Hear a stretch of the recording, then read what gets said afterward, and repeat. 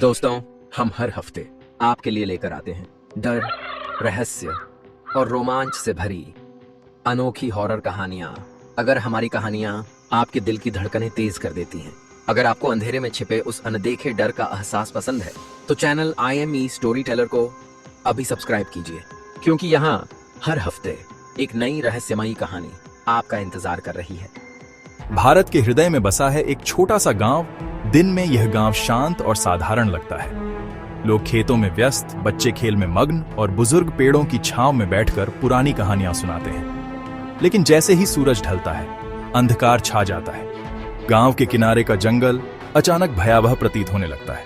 लोग कहते हैं, जो रात में वहां गया वह कभी लौटकर नहीं आया। Every story has a soul, and every voice brings it to life. 1690 के आसपास गांव में आया रघुनाथ सिंह चौहान। वह लालची और निर्दयी जमींदार था। उसने तय किया, इस जंगल में मैं अपनी हवेली बनाऊंगा और अपना खजाना छुपाऊंगा। गांव वालों ने चेतावनी दी, इस जंगल में पुरानी शक्तियां बसती हैं, साधुओं की तपस्या हुई है, पेड़ों के बीच अदृश्य आत्माएं भटकती हैं। लेकिन रघुनाथ सिंह ने किसी की नहीं सुनी।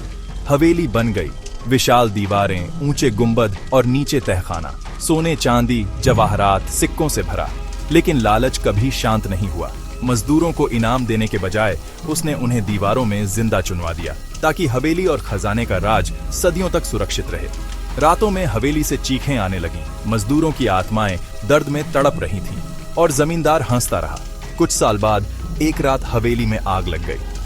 आग इतनी भयानक थी कि पूरा परिवार राख हो गया। यह हवेली, यह जंगल और यह खजाना अब मेरा है। मेरी आत्मा सदियों तक इसकी रक्षा करेगी। उस रात से जंगल अभिशप्त हो गया।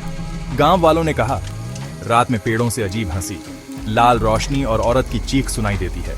जो भी अंदर गया कभी लौटकर नहीं आया। कई साहसी लोग जंगल में गए।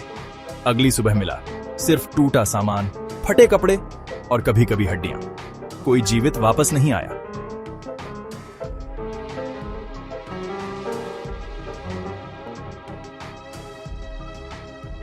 कुछ साल पहले 5 दोस्तों का एक ग्रुप आया। आदित्य, कबीर, अंजलि, विक्रम और सौरभ। आदित्य ब्लॉगर था। उसने कहा, अगर मैंने इस जंगल का वीडियो बनाया, चैनल जरूर वायरल होगा। गांव वालों ने रोका, रात को मत जाना, वहां से कोई लौटता नहीं। लेकिन दोस्तों का जोश डर से बड़ा था। शाम ढल रही थी। सूरज की आखिरी किरणें पेड़ों के पीछे गुम हो रही थीं। हवा ठंडी और डर घुला हुआ। दोस्त हंसते बोलते जंगल के भीतर बढ़ रहे थे। आदित्य ने कैमरा ऑन किया। Hi guys, welcome to my new vlog. आज हम एक्सप्लोर करने जा रहे हैं उस श्रापित जंगल को, जहां से कोई लौटकर नहीं आया।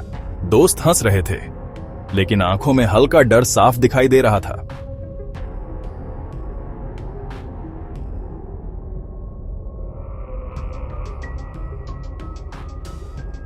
जैसे ही रात गहरी हुई, टॉर्च की रोशनी उनका एकमात्र सहारा थी।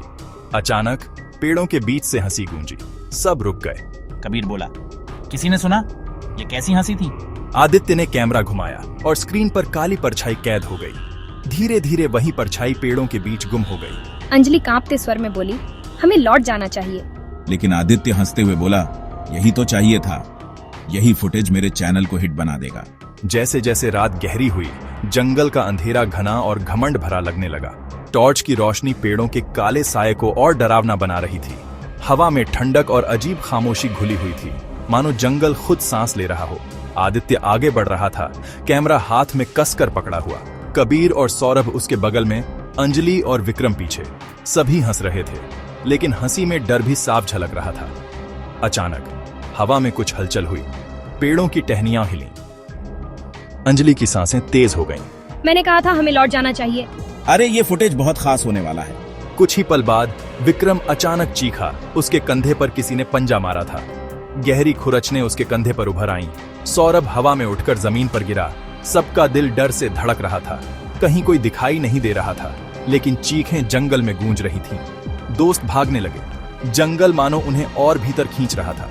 पेड़ों की टहनियां उनके कपड़े फाड़ रही थी और हर दिशा से वही डरावनी हंसी गूंज रही थी।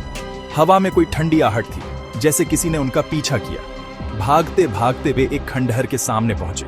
टूटी फूटी दीवारें, जले हुए गुंबद, वही हवेली। जो 400 साल पहले जलकर राख हो गई थी।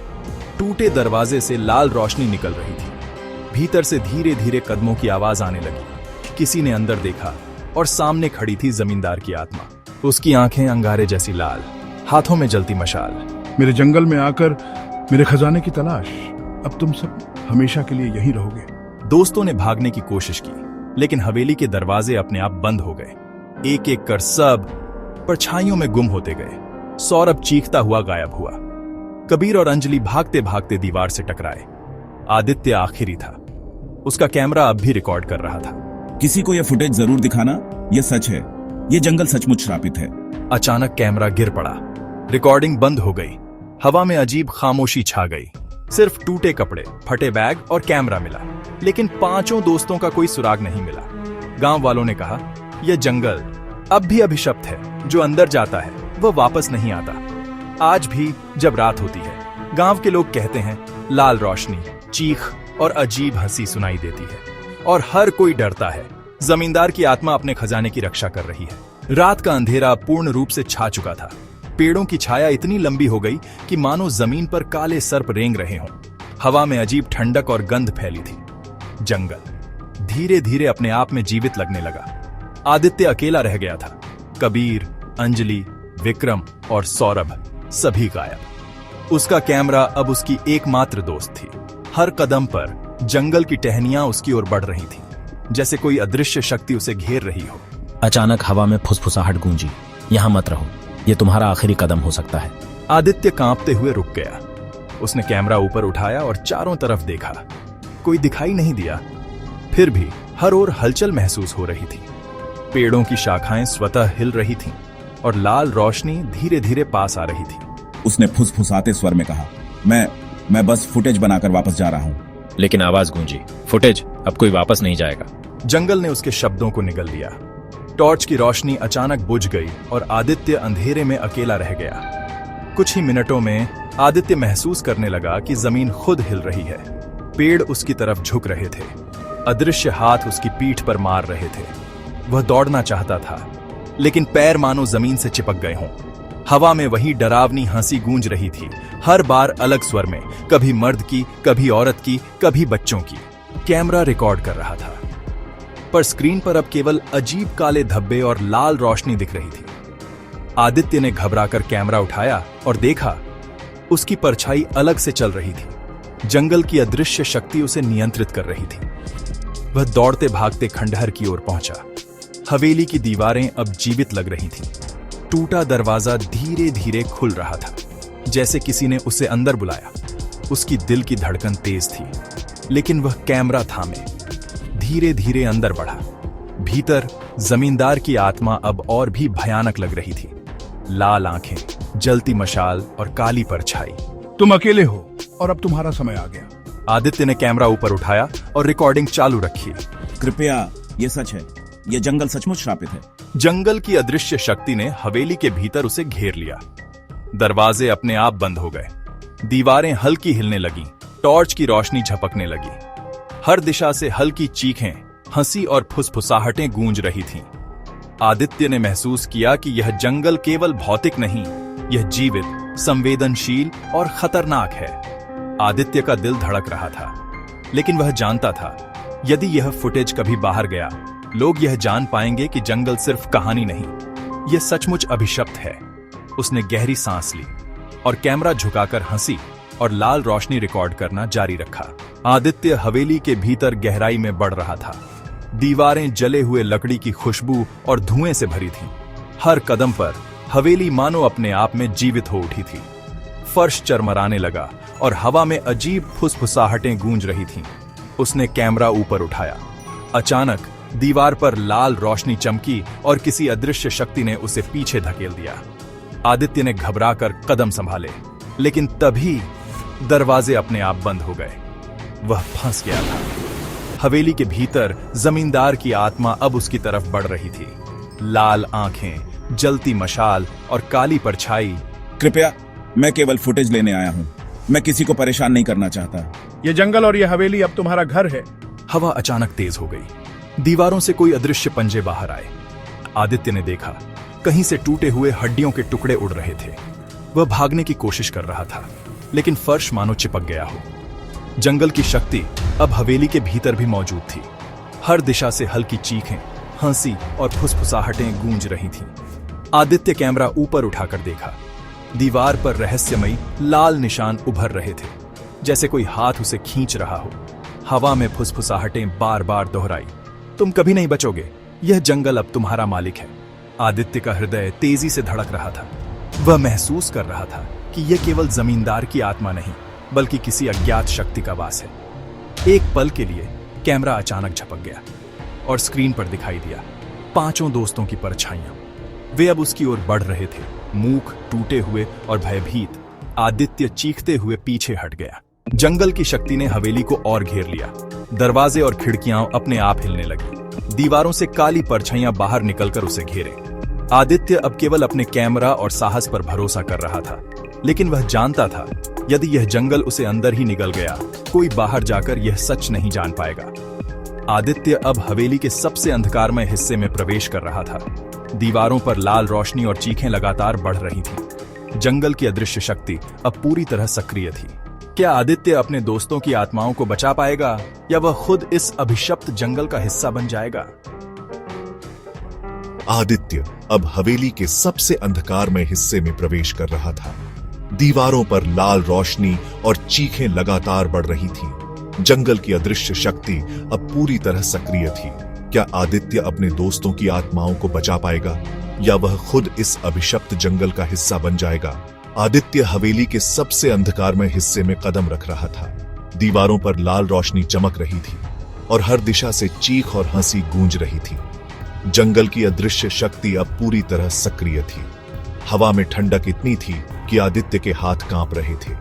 हर कदम पर वह महसूस कर रहा था कि जमीन खुद हिल रही है।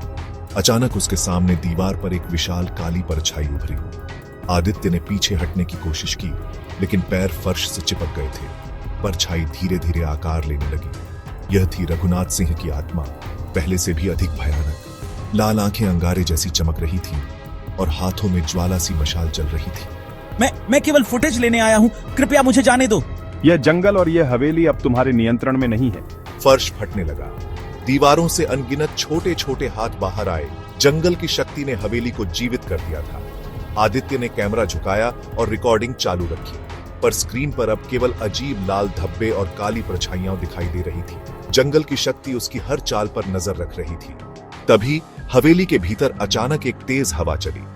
वह आदित्य को उठाकर फर्श से ऊपर उठा ले गई। उसने देखा दीवारों पर उन 5 दोस्तों की परछाइयां उसकी ओर बढ़ रही थीं। वे अब जीवित नहीं थे, पर उनके आंसू और चीखें हवेली में गूंज रही थीं। आदित्य ने अपने कैमरा के जरिए यह सब रिकॉर्ड किया, लेकिन उसकी सांसें तेज और हाथ कांप रहे थे। जंगल की शक्ति ने हवेली में लाल रोशनी फैलाई। दीवारें हिलने लगीं। हर दिशा से फुसफुसाहटें, चीखें और अजीब हंसी गूंज रही थी। आदित्य महसूस कर रहा था यह केवल जमींदार की आत्मा नहीं, बल्कि जंगल की पुरानी शक्ति है, जो अपने अभिशप्त रहस्यों को किसी के सामने उजागर नहीं होने देती। आदित्य अब हवेली के तहखाने की ओर बढ़ रहा था, जहां उसका सामना होगा न केवल जमींदार की आत्मा, बल्कि उस अभिशप्त खजाने की शक्ति जो सदियों से अपने अज्ञात संरक्षक के अधीन थी। क्या आदित्य उस शक्ति को समझ पाएगा, या यह जंगल उसे हमेशा के लिए निगल लेगा? आदित्य हवेली के तहखाने की ओर बढ़ रहा था। सीढ़ियां नीचे उतर रही थीं और हर कदम पर फर्श चरमराने लगा। हवा में सड़े हुए लकड़ी और धुएं की गंध फैली हुई थी। दीवारों पर जले हुए निशान और लाल रोशनी का प्रतिबिंब उसे डराने के लिए काफी था। तहखाने का दरवाजा धीरे धीरे खुला। भारी लोहे की चेन टूटती हुई ध्वनि के साथ नीचे गिर गई। आदित्य ने कैमरा उठाया और रिकॉर्डिंग चालू रखी। अंदर सोने चांदी के बर्तन, सिक्के और जवाहरात बिखरे पड़े थे, लेकिन यह सामान्य खजाना नहीं था। यह खजाना जादुई और अभिशप्त था। हर सिक्का, हर बर्तन और हर जवाहरात अपने आप चमक रहा था, मानो किसी अदृश्य शक्ति ने उसे जीवन दे दिया हो। तभी हवेली की दीवारों से लाल आंखें उभरी। रघुनाथ सिंह की आत्मा तहखाने में उतर आई। ये मेरा खजाना है और अब इसे कोई नहीं छू सकता। मैं केवल रिकॉर्ड कर रहा हूँ, कृपया मुझे जाने दो। ये जगह अब तुम्हारी नहीं है। जो इसे छुएगा वह भी अभिशप्त हो जाएगा। तहखाने के चारों ओर काली परछाइयां घूमने लगी। जंगल की शक्ति अब इस जगह के हर कोने में थी। आदित्य ने महसूस किया हर बर्तन, हर सिक्का और हर जवाहरात उसे खींच रहा है, जैसे ये खुद जीवित हो गए हों। उसने कैमरा झुकाया और रिकॉर्डिंग चालू रखी, लेकिन स्क्रीन पर अब केवल लाल रोशनी और काले धब्बे दिखाई दे रहे थे। अचानक तहखाने का फर्श चरमराया, दीवारों से छोटे छोटे हाथ बाहर आए। वे आदित्य को पकड़ने की कोशिश कर रहे थे। वह भागने की कोशिश कर रहा था, लेकिन पैर फर्श से चिपक गए। जंगल की शक्ति उसे तहखाने में फंसा रही थी। हर दिशा से चीखें और हंसी गूंज रही थी। आदित्य जानता था, यदि वह जल्दी निर्णय नहीं लेता तो यह अभिशप्त जगह उसे हमेशा के लिए निगल लेगी। आदित्य ने गहरी सांस ली और साहस जुटाया। अगर ये फुटेज कभी बाहर गया, लोग जानेंगे कि यह जंगल सिर्फ कहानी नहीं, यह सचमुच अभिशप्त है। तभी तहखाने के भीतर से अचानक तेज रोशनी निकली। लाल और सुनहरी मिश्रित रोशनी ने पूरे तहखाने को रोशन कर दिया। आदित्य ने देखा, खजाने में छिपा एक गहरा रहस्य अब सामने आ रहा था। आदित्य अब जान चुका था, यह सिर्फ खजाना या जमींदार की आत्मा नहीं, बल्कि पूरे जंगल की शक्ति जो सदियों से अपने अभिशप्त रहस्यों को छिपा रही थी। क्या वह उस शक्ति का सामना कर पाएगा या यह जंगल उसे हमेशा के लिए निगल लेगा? आदित्य तहखाने के भीतर खड़ा था। खजाने की चमक अब उसकी आंखों में नहीं थी, सिर्फ डर और लाल रोशनी दिख रही थी।